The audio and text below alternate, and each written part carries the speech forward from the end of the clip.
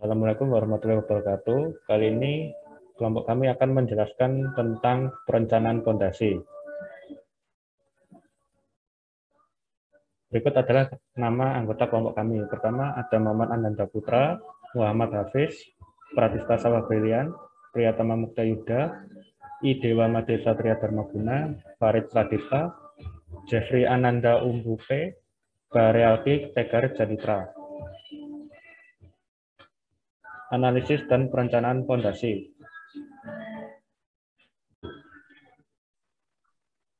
Saya lanjutkan, di sini dimulai dari yang pertama landasan teori, yang kedua data perencanaan, yang ketiga analisa dan perencanaan, dan yang keempat kesimpulan.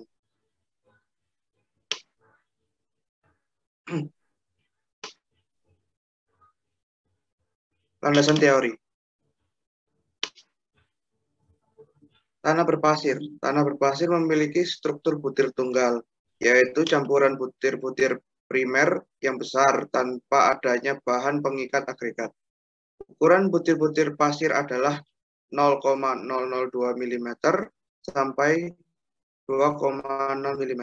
Tekstur tanah pasir adalah kasar karena tanah pasir mengandung lebih dari 60% pasir dan memiliki kandungan net kurang dari 2%.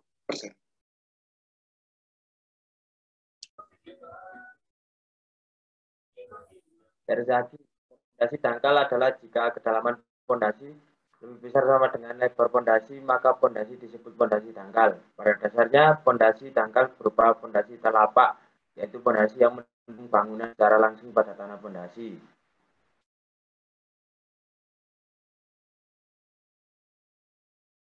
Stabilitas dangkal dapat ditentukan oleh beberapa faktor antara lain, yaitu 1. Bila terjadi penurunan fondasi atau settlement, maka penurunan tersebut harus masih berada dalam batas toleransi atau besar penurunan masih ada dalam batas normal. 2. Diferensial sentiment atau penurunan tak menyebabkan kerusakan hingga mempengaruhi struktur bangunan.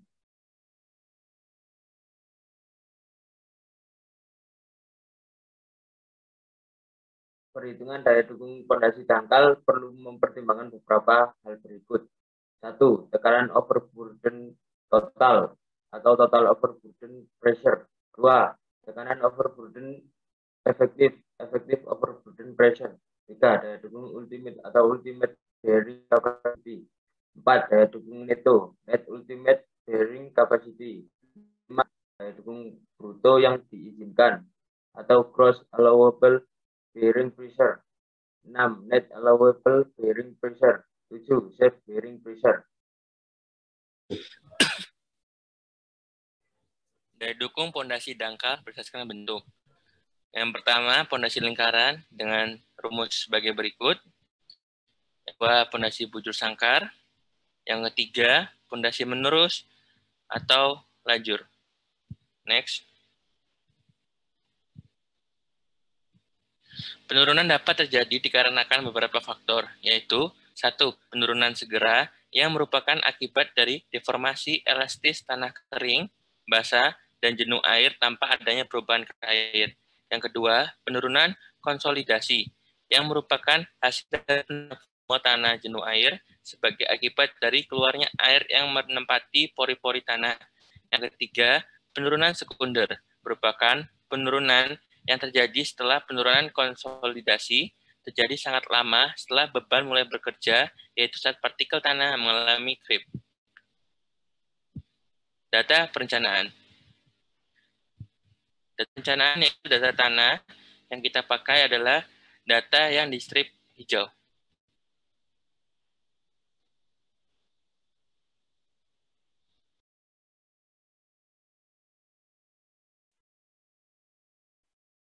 Analisa dan perencanaan. Kami di sini merencanakan fondasi dengan menggunakan bentuk fondasinya fondasi bujur sangkar. Untuk beban dari rumah yang kita asumsikan sendiri, yaitu beratnya asumsikan sebagai 3 ton per meter persegi, dan SF-nya kita menggunakan 3. Dan rencana dari bentuk pondasinya seperti ini. Untuk lebarnya atau B-nya kami mengambil 1,8 meter, dan untuk tinggi pondasinya kami mengambil 2 meter. Untuk selanjutnya, nah kira-kira seperti ini denah rancangan pondasi untuk bangunan kami. Rencananya kami ingin menggunakan pos kampling dengan ukuran 3,3 kali 3,3 meter. Next, menentukan nilai Hi. Langkah pertama, kita asumsikan muka air tanah berada di atas permukaan pondasi, yaitu MAT tipe 1. Yang pertama kita cari Hi dulu dengan rumus gamma aksen kali D plus Q merata. Dan didapatkan hasilnya 4,482 ton per meter persegi. Kemudian selanjutnya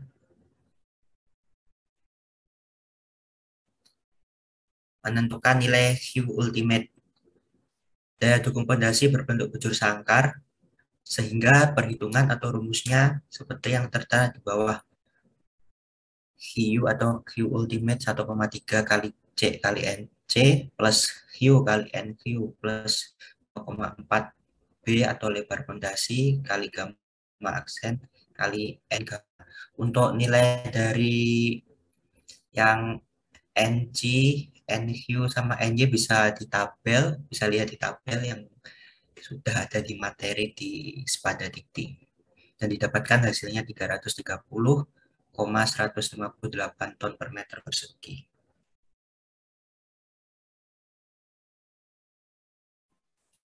Menentukan nilai KA atau daya dukung izin.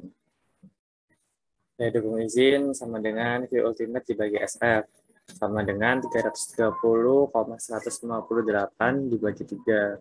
Hasilnya sama dengan 110,053 per meter kuadrat. Di sini ada tabel macam tanah dan tabel koefisien bentuk pondasi. Di sini macam tanahnya pasir kasar dan pasir berlanau. Jadi yang digunakan adalah 50-200.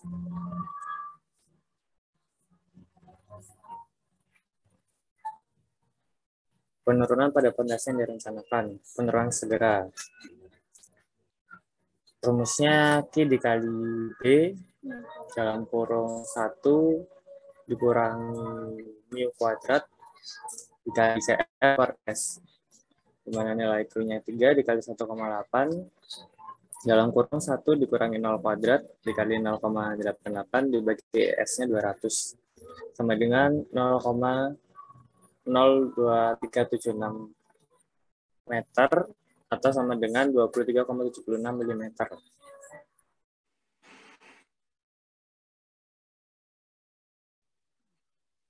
Penurunan pada pondasi yang direncanakan. Penurunan konsolidasi SJB. P0 sama dengan nilai H sama dengan 1,741 kali 2 sama dengan hasilnya 3,482 T per M kuadrat. Sigma P V per L tambah ZA kali B tambah ZA sama dengan 3 per 1,8 tambah 0,75 kali 1,8 tambah 0,75. Hasilnya 0,461 T per U kuadrat. Kemudian SCP sama dengan CC per CC kali H per 1 E0 kali log P0 tambah sigma P per P0 sama dengan 0 kali 2 per 1 tambah 0,7 kali log 3,482 tambah 0,461 per 3482. Hasilnya 0 meter.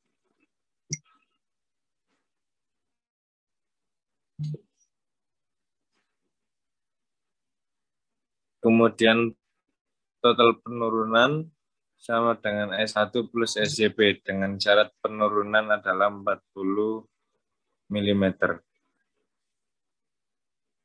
pada tabel. Fondasi terpisah pada tanah pasir dengan batas penurunan maksimum 40 mm.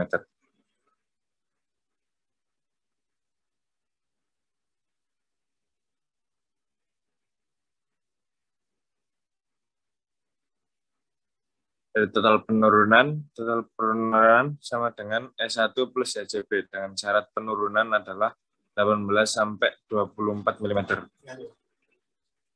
Jadi nomor 1 S1 23,76, SJB-nya 0, tambah totalnya 23,76, jadi memenuhi syarat. Kesimpulan. Ini saya berkomunikasi dari perencanaan fondasi bujur sangkar dengan lebar fondasi 1,8 meter diperoleh daya dukung sebesar 330,198 ton per meter persegi. Penurunan pada fondasi yang terjadi pada dimensi yang direncanakan sebesar pada lebar fondasi 1,8 meter, jadi penurunan sebesar 23,79 mm. Jadi fondasi tersebut memiliki lebar 1,8 meter, daya dukung 330,198 ton per meter persegi, dan penurunan sebesar 23,79 mm aman menahan bangunan tersebut. Sekian dari kelompok kami, kurang lebihnya. Wassalamualaikum warahmatullahi wabarakatuh.